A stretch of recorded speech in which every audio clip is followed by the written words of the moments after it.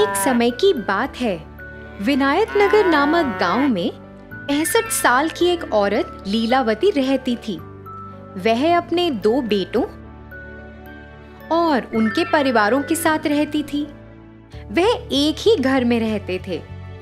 लीलावती को स्वादिष्ट खाने खाने का बहुत शौक था। उसे अच्छे कपड़े पहनने का, आईने में अपने आप को देखने का बहुत शौक था। जब उसके बेटे काम पर निकल जाते, उसकी बहुएं अपने काम में व्यस्त हो जाती, मगर लीलावती को इस बात की कोई परवाह नहीं थी। बड़ी बहू, ओ बड़ी बहू, इधर आओ जरा। जी माँ, बोलिए। अरे, क्या तुम मुझे वो गिलास दे सकती हो जिसमें पानी रखा हुआ है? लीलावती बहुत आलसी थी। अपने बाजू में पड़ा हुआ गिलास भी वह उठा नहीं सकती थी।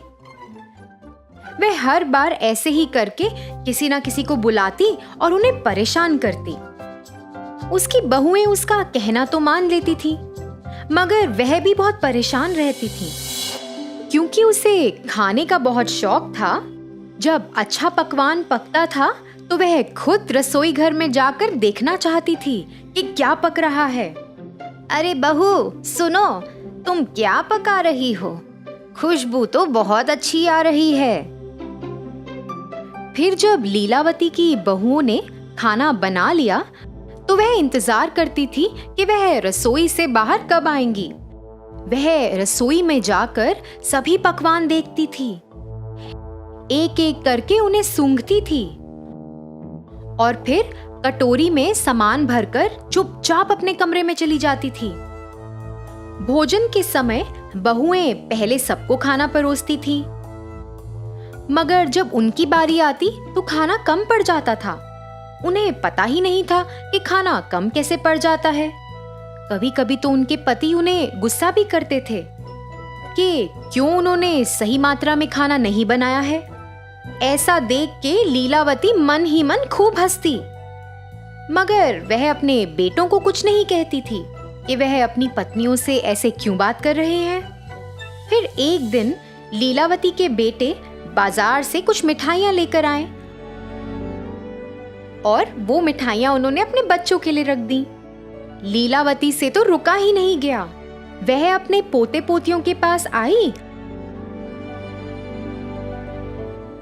और मिठाई का डब्बा उनसे ले लिया। सुनो बच्चों, ये मिठाइयां मैं तुम लोगों में बराबरी में बांटूंगी।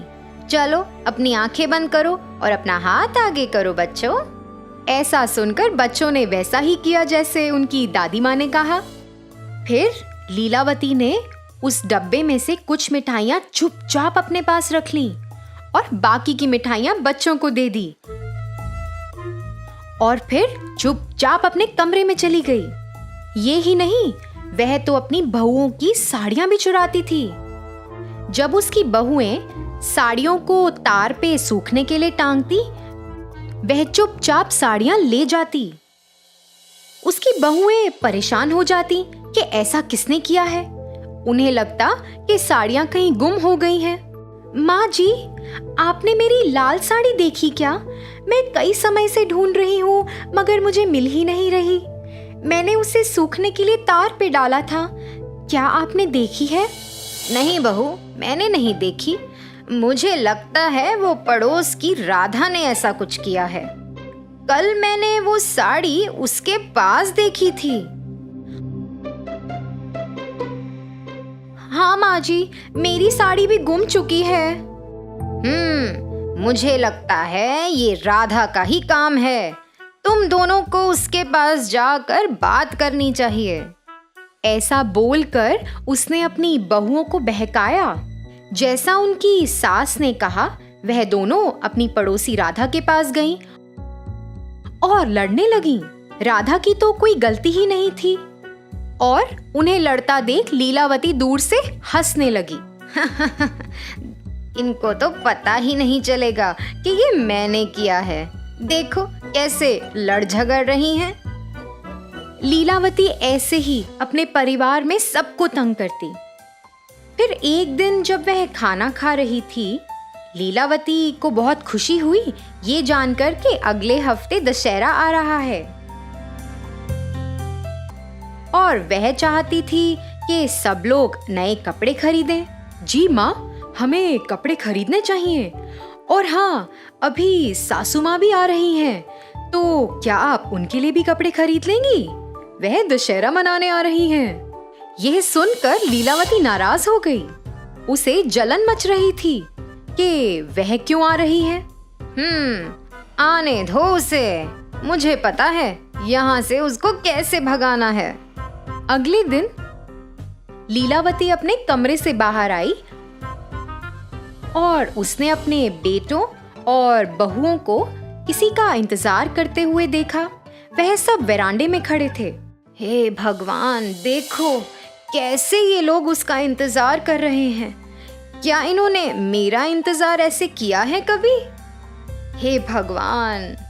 फिर लीलावती के बड़े बेटे की सास वहां पधारी और जैसे ही वह अपनी गाड़ी से उतरी, बच्चे भागे दौड़े उनके पास गए।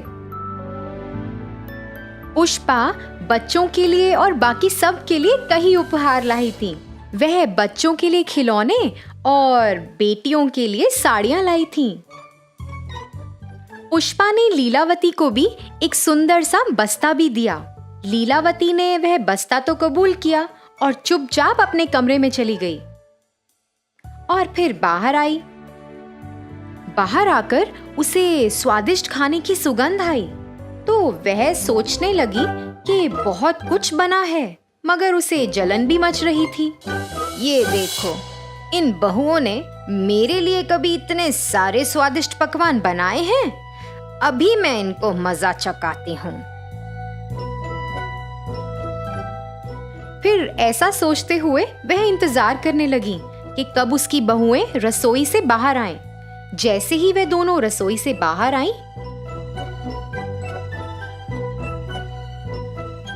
चुपचाप लीलावती रसोई घर में चली गई और पकवान में उसने खूब सारी मिर्च डाल दी। फिर जैसे ही सबने खाना शुरू किया, सब लोगों से खाया ही नहीं गया। सबको खूब मिर्च लग रही थी। सब तो पानी के लिए तड़पने लगे, मगर लीलावती ने तो खाने को छुआ तक नहीं था। मगर उसे ऐसा लगा कि सबको शक हो जाएगा कि उसने कुछ गड़बड़ की है, तो वो भी नाटक करने लगी कि उसे भी खूब मिर्ची लगी और पानी के लिए तरसने लगी। मगर पुष्पा को शक हुआ। पुष्पा ने लीलावती को कुछ ना खाते हुए देख लिया था। उसे ऐसा लगा कि कुछ तो गड़बड़ है।